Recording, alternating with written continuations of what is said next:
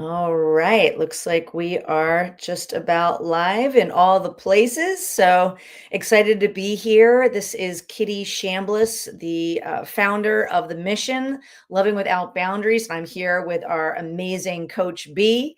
And we are thrilled to be here. We had a little hiatus in doing these, and we're excited to be back doing our every other week Facebook Lives. And we have a really incredible topic here. So you might be seeing this whether you're inside of our private community, which is on Facebook. If you want to have that sense of community and educational support and resources and possibly coaching, you can come find us on Facebook at Loving Without Boundaries, Healthy Open Relationships and Lifestyle Freedom.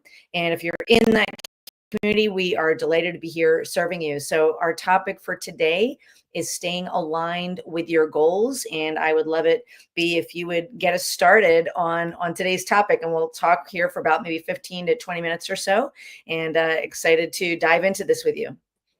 Sure. Thanks, Kirian. Hello, everyone. Happy Tuesday to all of you. So yeah, this is a huge topic that probably we could discuss for several hours around goal setting, but let's just focus on consensual non-monogamous relationships. So I really want to start out with normalizing that it's so incredibly common to lose momentum after we set some of our relationship goals, which can be like really bold and exciting goals. For example, speaking our truth for the first time, and we want to open the relationship. We decided that we want to set boundaries, learn some particular skill set. We want to lean more into our self-care. We want to ask the girl and the boy out on a date. And we're really excited at the beginning. And once we start taking certain steps, or even before we get to that stage of taking steps, fear starting to creep in, doubt, decision paralysis, and we just stop. And that is entirely normal to experience some awkwardness and some bag of emotions when we start moving toward our goals. And I really want to say that in addition to that, this is a completely natural human experience, but there's definitely a solution to move towards our goals with keeping the momentum. One of the things, unfortunately, that can happen if we're not able to tap into the right skill set is that the momentum drops. And after a while, the sense of powerlessness and shame and overwhelm can set in, and the self-criticism comes up, like, how could I have been so stupid? Nothing works for me. So the limiting beliefs can come up as well, and we enter on that space of downward spiral and spiraling into shame and basically just shutting down, and sometimes we even abandon our goals. Or another thing that can happen is, and that's also perfectly natural, that we set some goal. And once we start moving toward the goal and practicing skills and engaging with our final outcome, we realize that, oh, maybe that's not the goal that I want for myself, and I want to change course. And if we don't have like the right mindset, the right identity, the right emotional regulation skills, it's really easy to enter into a space where we again keep criticizing ourselves. So instead of having that easy switch that, you know what, this door is just not for me to open, to push any further, I want another door. So it's completely natural that we change our mind along the way. And that takes a type of skill set, and that's also possible to navigate it with ease and flow, and without regret, and in an empowered way. So these were just a few things that I wanted to highlight at the beginning. Thank you for that, B. And I think this is such an important topic, especially because we are still at the beginning of the year. And the beginning of the year is a great time to set goals. And I would say by this time, if people had set goals at the beginning of the year, they may have already abandoned them. That's very, again, just like you said, normalizing that, because it is common that as human beings, we set these goals, we feel excited, and then within just a few weeks or the first month or two, we've already abandoned them. And I love just talking about, why is that? What is that human nature? And how do we instead counteract that in a loving way without beating ourselves up? And I think one thing to highlight here too is it's partly about, it's one thing to want a goal, and then it's another thing to powerfully decide that's what we want. But then where the rubber can really hit the road is if we don't step into that identity if we don't get more clarity about who the best version of us is, what are some of their most cherished values, and start to really have some beliefs to back up that identity of how maybe we have set goals in the past and we achieved those, and what are some of the strengths that we were able to lean into or cultivate when we reached that previous goal, and how can we take those strengths and character traits, calling forth our best identity and stepping into that, and then apply those now. Like, for example, say you want to lose weight, and this is, and I'm vulnerably going to share this with me too. I tend to go in and out of being really into physical fitness and getting really empowered, and losing weight and getting muscular and all the things, and making sure that I'm super healthy, and stepping into that identity of I am an athlete, or I am super fit, those I am statements. And we can start to lose sight of those, or even frankly get bored sometimes, or tell ourselves, oh, now I deserve a break, or I deserve a treat, and so then we've kind of abandoned in some ways that that discipline of stepping into the best version of us, and leave that aside and start to go back to our old familiar patterns from the past. So that's something to keep in mind, is just that identity piece. I wanted to mention that as well, because that can be really important. And I'll go ahead and give the mic back over to you. Yeah. Yeah, 100% agree with you, Kitty, that the key question is the identity, like finding the right identity, like who is that person who can find the right strategies and who's able to understand my motivations, if there are internal conflicts, how to resolve those, how to shift disempowering beliefs toward empowering beliefs, how to connect with the why powerfully, how to connect with my values instead of acting from fear, because this is absolutely gonna be key. And unfortunately, until we develop the skill set, because it's a skill set that can be learned and cultivated over time, and just making it better and better, what can happen is this individual sense of I can't achieve my goals. There's something wrong with me. I feel powerless. There's self-loathing.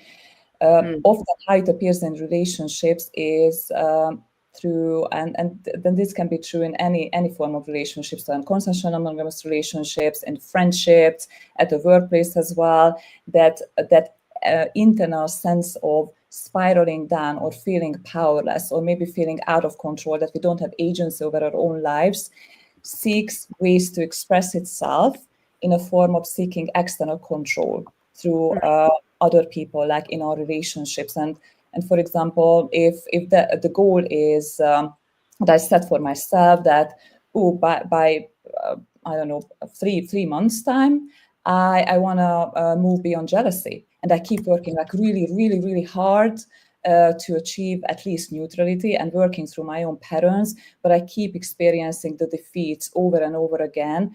And that sense of powerlessness, even unintentionally, can manifest in control-seeking behaviors, such as focusing on rules or demands, or having double standards or angry outbursts.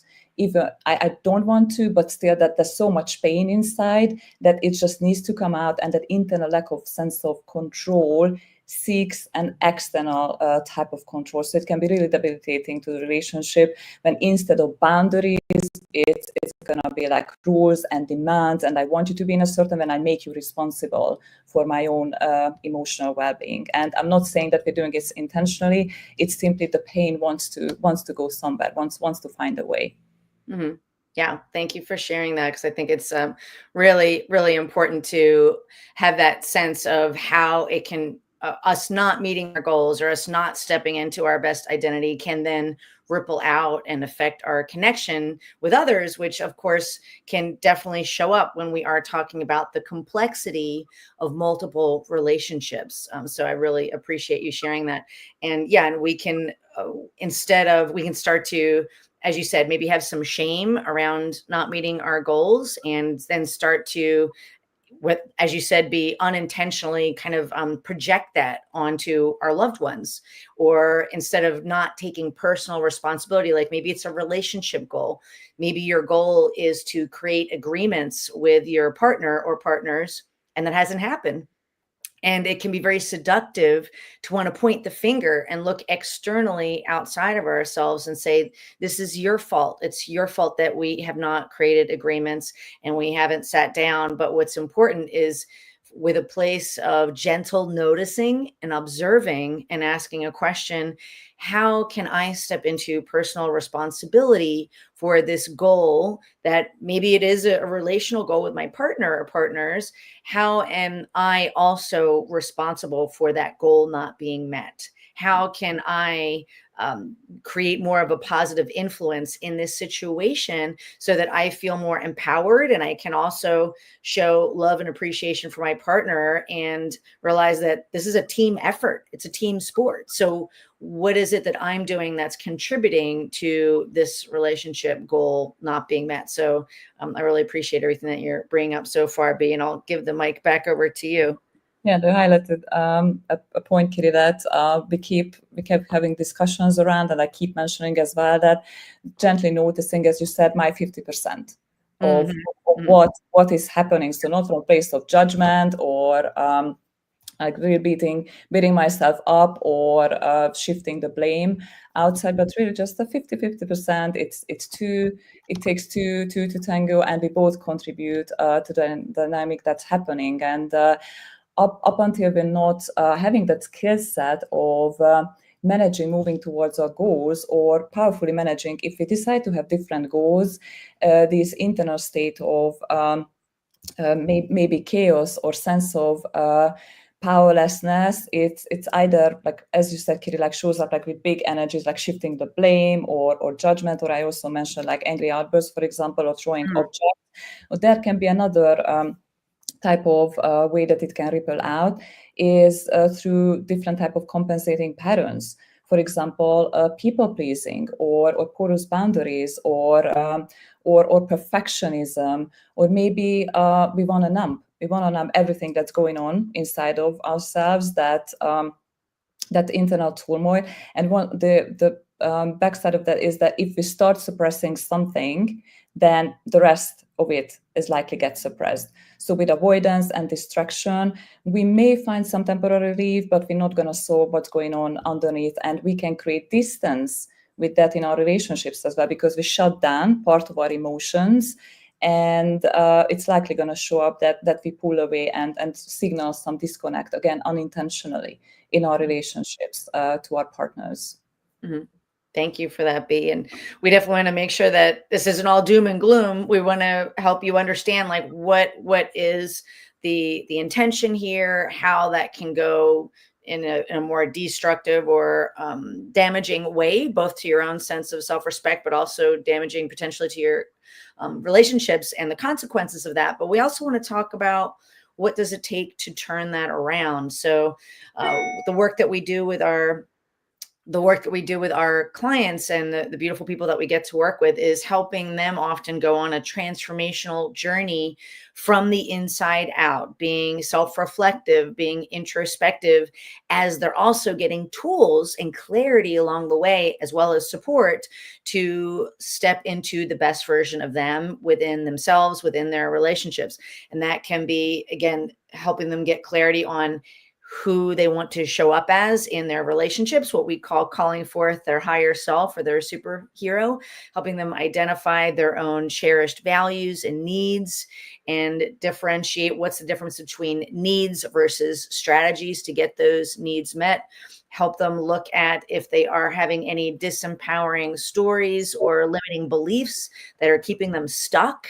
And some of those can be patterns from the past. So helping them recognize what those patterns are and step into the more empowered version of themselves. And that can often mean shifting beliefs, looking at things from a different perspective. And we found that people do that the best when they are surrounded by mentors that really care about them, that have their back, in a really supportive community. And sometimes, seeking expert professional help when it is needed. And we've been doing this a long time. We love supporting our cherished and amazing clients. That's how B and I got to meet many years ago, it seems now. And so if that resonates with you, and I'm sure B will have some questions to offer as well here, I just want to put up here, if you are looking for more assistance and you want to simply have a conversation about what that looks like, you can go to our website in this link. It's lovingwithoutboundaries.com/apply. That will take you into my calendar. Just find a time slot that works for you and or your partners. If you think that's a journey you may want to go on with them, we definitely work with individuals as well as couples or triads or even more.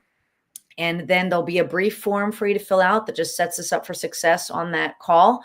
And then we simply will have an honest conversation as we come together on that call, as I get to know you and your particular situation a little bit better. And then I can outline a pathway forward if you are wanting to go on that type of transformational journey with us in a supportive and caring environment. So again, that link is lovingwithoutboundaries.com/apply if you would like to have that conversation to see if this is a fit. And if it's not, I'll do my best to steer you in the best direction for you. So be anything you'd like to follow up with here? Yes, Kitty, I would like to add the questions to help with that framework, as you talked about, like how can I step into the best version of myself? And one of the ways to get into that identity who successfully can achieve the goals is asking empowering questions. So that's one of the reasons why I like to come up with questions to help you with your own clarity. So question number 1 is, why is this the right time for these goals? Why now? Why is this the perfect time, or why is this a must? Question number 2 is about connecting with your why, because once the why is strong, the how falls in place more naturally. So what are the main reasons this goal is important to you? Why is this important to you? Question number 3, when you think about successfully accomplishing these goals, what might you need to learn, to start doing, stop doing, or keep doing in order to achieve these goals successfully? And question number 4, how can you stay compassionate with yourself if you decide to pursue a different goal, avoiding shame, blame, or self-criticism? I'm just writing some of those down. Along this journey. Yep. Love it. Great questions. So I'm glad to be able to share that with all of you. And thank you for this really important and beautiful conversation, B. I love talking to you.